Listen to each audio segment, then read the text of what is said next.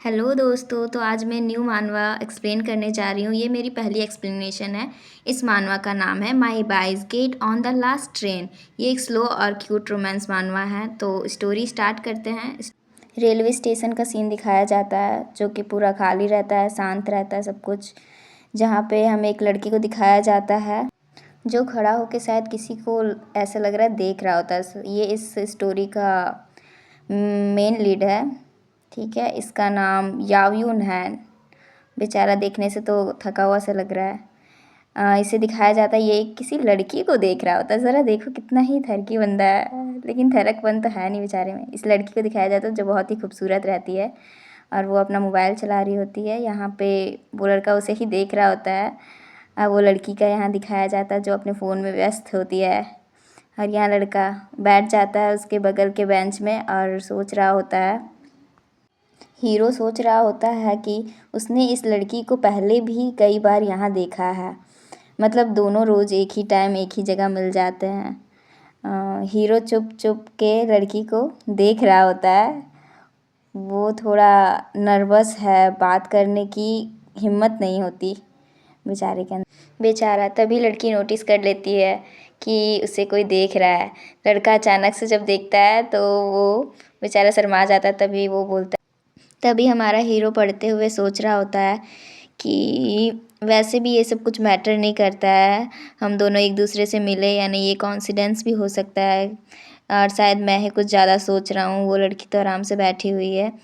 तभी वो सोचता है कि मैं पढ़ तो पाऊँगा नहीं, तो मैं एक काम करता हूँ, मैं गाने ही सुन लेता हूँ। तभी वो अपना मोबाइल निकालता है और उस पर एक गाना प्ले करता है जिसका नाम होता है डार्क प्लेनेट।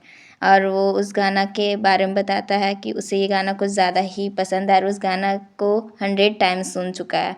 और वो जब भी सुनता है उसे बहुत अच्छा लगता है। लेकिन बेचारा अफसोस की बात है कि ये गाने को कुछ कुछ लोग ही सुने हैं और ये ज़्यादा दूर तक गए नहीं हैं। फिर भी उसे ये सॉन्ग कुछ ज़्यादा ही पसंद है। तभी वो अपने ईयरफोन को छूता है, बोलता है कि मुझे गाने सुनाई क्यों नहीं दे रहे, मुझे अपने वॉल्यूम को बढ़ाना चाहिए, फ़ोन के वॉल्यूम को। तभी वो अपना वॉल्यूम को और बढ़ाता है। तभी उसके सामने से चिल्लाता है कोई, एक्सक्यूज़ मी। तभी वो शॉक्ड हो जाता है कि कौन। तो वो सामने की ओर देखता है तो वो लड़की का चेहरा दिखाया जाता है। वो उस लड़की को देख के शॉक्ड हो जाता है। फिर वो लड़की कहती है कि तुम अपना वॉल्यूम थोड़ा कम करोगे मोबाइल का। तो तभी लड़का शॉक्ड हो जाता है, बोलता अरे नहीं, मेरा मोबाइल तो ईयरफोन से कनेक्टेड ही नहीं हुआ। तभी लड़की बोलती है कि ये सस्ती चीज़ें हमेशा समय पे ही गड़बड़ करती है। तभी लड़की उसकी तरफ देखते हुए वो बोलती, क्या तुम्हें ये सॉन्ग पसंद है?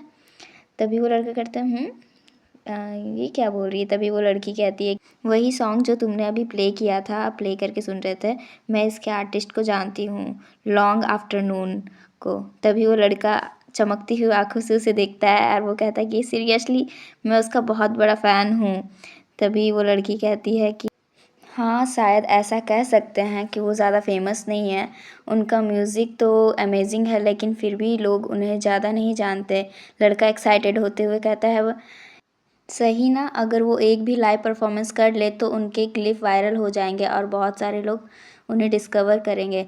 तभी लड़की थोड़ा साय होकर कहती है, हाँ शायद वो इतने पॉपुलर नहीं, अगर आप खुद को प्रमोट ना करो या लोगों से इंटरेक्ट ना करो तो फैंस गेन करना मुश्किल हो जाता है।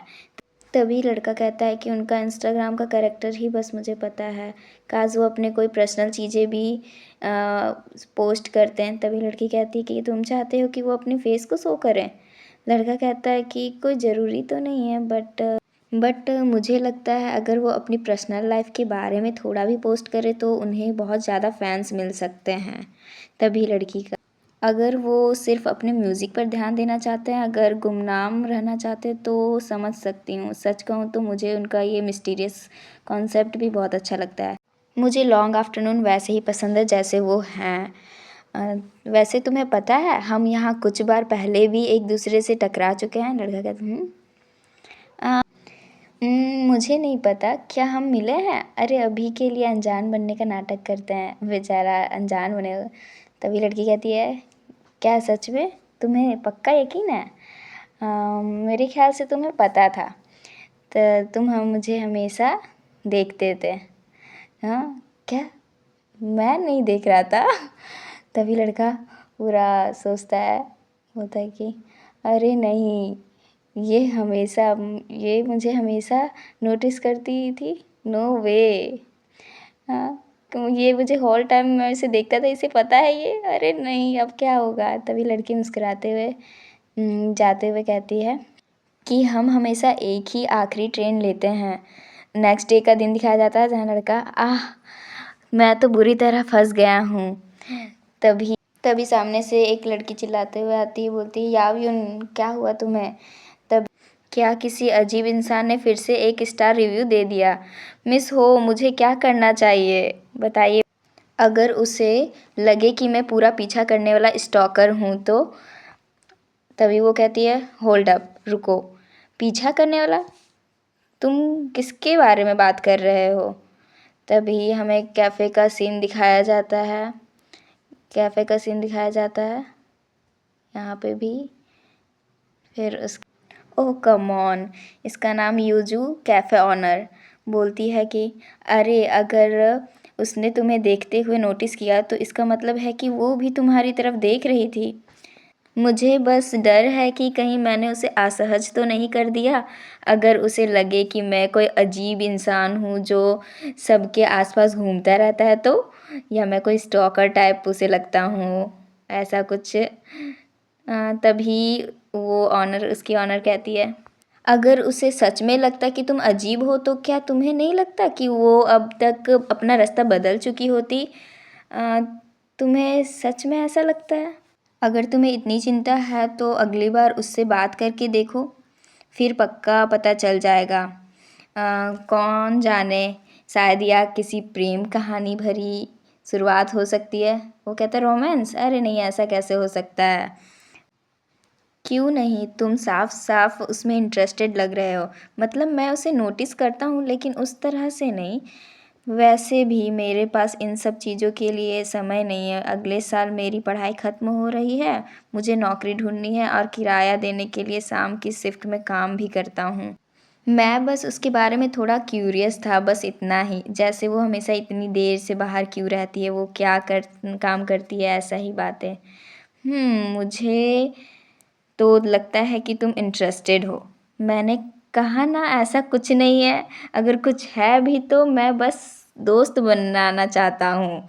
बस कोई हो जिसे म्यूज़िक के बारे में बात कर सकूँ, बस इतना ही। हाँ हाँ ठीक है, सारी लव स्टोरी ऐसे ही शुरू होती है। उफ, मैं सच कह रहा हूँ। चलो चलो कम बातें ज़्यादा काम करो। हमें एक ऑर्डर मिला है, 2 स्ट्रॉबेरी स्मूदी और 1 लोमेंड। चलो जल्दी बनाओ। जी बॉस, अभी करता हूँ। रात का सीन दिखाया जाता है जहाँ यावयुन अकेले जा रहा होता है और वो सोच रहा होता है क्या आज रात फिर उससे मुलाकात होगी। अगर मिला तो उसे असहज करने के लिए माफ़ी मांगूंगा और सारी गलतफहमियाँ दूर कर दूंगा। और अगर वो मुझसे नफ़रत नहीं करती तो शायद हम लॉन्ग आफ्टरनून के बारे में बात कर सकते हैं। मतलब हर दिन तो किसी सेम फ़ैन से मुलाकात नहीं होती। उम्मीद है वो भी यही सोच रही होगी। तभी हमें याविउन का ऐसा शक्ल दिखाया जाता है जो शायद किसी चीज़ को देख के गुस्सा हो रहा होता है। वो देखता है कि एक आदमी बेंच पर सोया हुआ रहता है जहाँ वो हमेशा बैठता है। वो सोचता है कि अब तो मेरे पास बैठने के लिए कोई जगह ही नहीं है।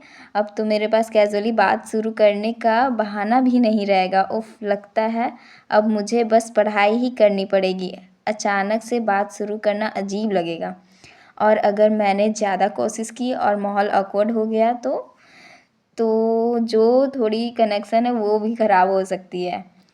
मैं अगली बार किसी और मौके का इंतज़ार करूँगा। क्या तुम तभी लड़की का आवाज़ आया, क्या तुम बस वहीं खड़े रहोगे। तभी लड़का कहता ट्रेन अभी देर से आएगी, क्या तुम सच में पूरे समय खड़े रहोगे। वो अब कोई सीट नहीं बची है इसलिए मैं खड़ा हूँ। तभी लड़की कहती क्या बात कर रहे हो, यहाँ एक सीट तो खाली है, आओ बैठ जाओ, आखिरी ट्रेन आने तक ही सही। तभी लड़का ब्लश करने लगता है।